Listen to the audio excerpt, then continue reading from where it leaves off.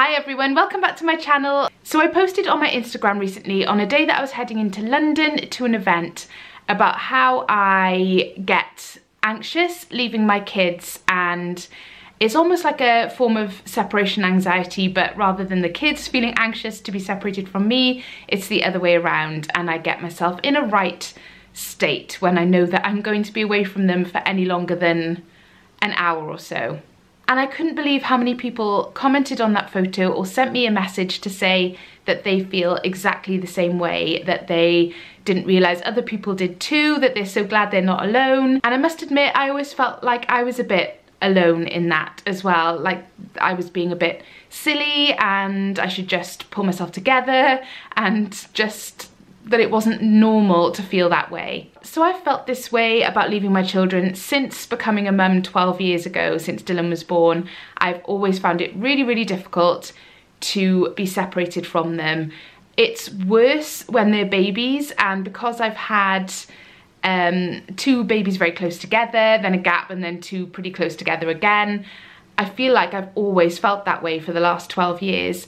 I don't know what it is, I don't know why I feel that way, I just find it really difficult to be apart from them. And it seems lots of other mums do too, so I wanted to make a quick video today just sharing with you my experiences and a couple of things that help me to get through the day when I know I've got to be apart from them and I just need to somehow pull myself together and deal with it. And these are the things that I do, or the things that I tell myself to make it that little bit easier. Before I go any further, I just wanted to say, obviously, I am no expert in anything to do with mental health or anxiety. These are just my experiences as a mum, and I'm sharing with you the things that seem to help me get through a particularly anxious day when I'm separated from my children. But this is by no means expert advice, it's just my thoughts and my experiences, and I hope that in some way they might be helpful if you feel the same way.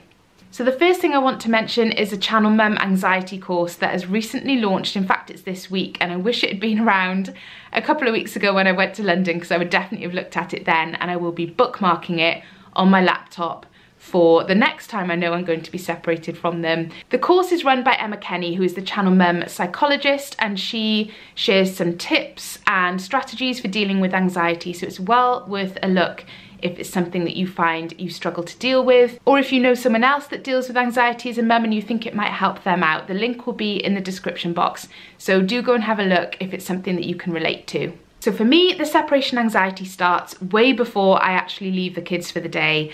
I will think about it, worry about it, obsess about the what ifs and things that might happen for probably weeks in advance before the actual date, and that is probably the worst thing, because that is what works me up and gets me in a bit of a state in advance of the actual day. The night before I'm going, I will usually feel very sick with butterflies in my stomach and just generally feel quite nauseous about the whole thing. Even saying it out loud, I'm so aware of how ridiculous it sounds, and that to other people that don't feel the same way, it must sound so silly, and I can completely understand people thinking, don't be so ridiculous, especially because I'm leaving them with their dad usually.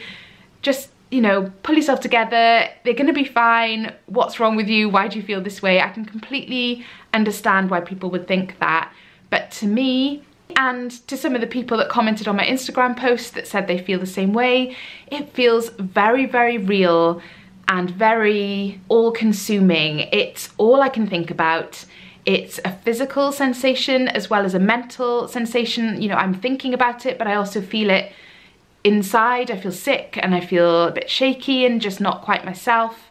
And it is definitely all linked. But the run up to it is definitely the worst bit, and that's the bit that builds the anxiety inside me and makes it feel unmanageable and just awful. So I try to remind myself in the run up to the event that this is the worst bit. Actually being there and being away from them actually doesn't feel as bad as the idea of leaving and the idea of not being with them for that day. It doesn't take away the feelings of anxiety, but it definitely helps to bring me back a little bit. If I feel like I'm spiraling and I'm just imagining all these ridiculous things that aren't going to happen, if I just remind myself, this is the worst bit, you're going to be fine, they're going to be fine, somehow that seems to calm me down a little bit. And similarly, on the day that I'm going, I always find the leaving the house is almost impossible. I will procrastinate and delay myself actually leaving the house to the point where I cut it so fine that I barely make my train, or I'm running late because I put off the actual goodbye, the actual leaving, because that's the bit that feels the worst for me. Once I've stepped outside the front door, closed the door, sat in my car or on the train, wherever I am, all of a sudden it starts to melt away a little bit and I start to feel a little bit more in control and a little bit calmer. So I try on the day to just go, just leave, say my goodbyes quickly and get out the door, because the longer I drag out that goodbye and that leaving process, the worse it feels. The other thing that I've tried to do more recently, which has helped a little bit, not a lot, but a little bit, is to try and train my mind to think of it as a positive, not a negative. I always want to go to these events. It's something I want to do for me, but I always see the negative for my kids. So they're not going to be with me. Are they going to wonder where I am? No one's going to look after them as well as I am. I look at it from the perspective of them missing me. But lately I've thought to myself, actually, it's a positive thing for them. They're with me all the time, but actually sometimes it's nice for them to just be with daddy or just be with nanny or whoever it is that's looking after them. They love them just as much as I do, and it's important for them to have quality time one-on-one with the kids as well without me being there. Marnie's my youngest, so instead of thinking Marnie's going to miss me, you know, she's a mummy's girl, she's going to wonder where I am, she is very, very rarely on her own with her dad. So he works a lot, and whenever he's home, I'm here too. So it's really nice for her and him to have that time together, to bond, to do stuff, and to build their relationship when I'm not there. So that's something I've tried to do recently, which actually makes so much sense. Now that I'm talking about it now without the anxiety of leaving them for any period of time hovering over me, that makes complete sense to me. So that's something that I keep reminding myself whenever I'm feeling that anxiety creeping in. So the worst possible scenario for me when I am actually away from them for the day is that I'm trying to get hold of them and I can't. If I'm trying to ring my husband and he's not answering his phone, or I send him a text and he doesn't reply for hours on end, that is the worst thing for me. I will just envisage all kinds of awful scenarios. I go straight from naught to complete disaster. There's nothing in between. To me, if I can't get hold of them and they're not answering my messages, then the worst thing possible has happened. They're all in hospital or something dreadful and awful has happened.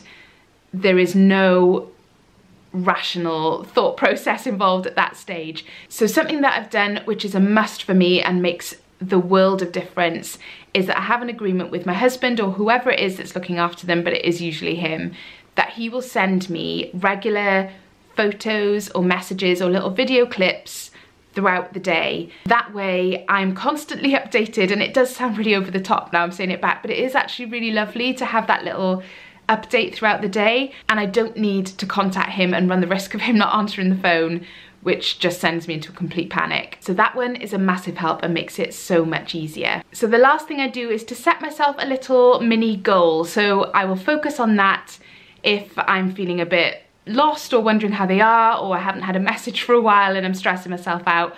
I will remind myself what that little goal is. So that's usually something like choosing them a little gift to take back to them, or I don't know, some sweets, or taking a picture of something that they'll think is cool and messaging that to them. It's just something small to keep me from stressing out and to keep me distracted from feeling anxious and wondering how they all are. So those are the things that I do to help me when I'm feeling stressed and anxious about being separated from my kids. I hope it's been helpful. As I said earlier, I'm no expert, obviously. I'm just a mum sharing my experiences and my feelings, but there are experts who can help you, and the first place I would head to is that Channel Mum anxiety course that I mentioned right at the beginning of the video, which will be linked for you if you want to go and take a look.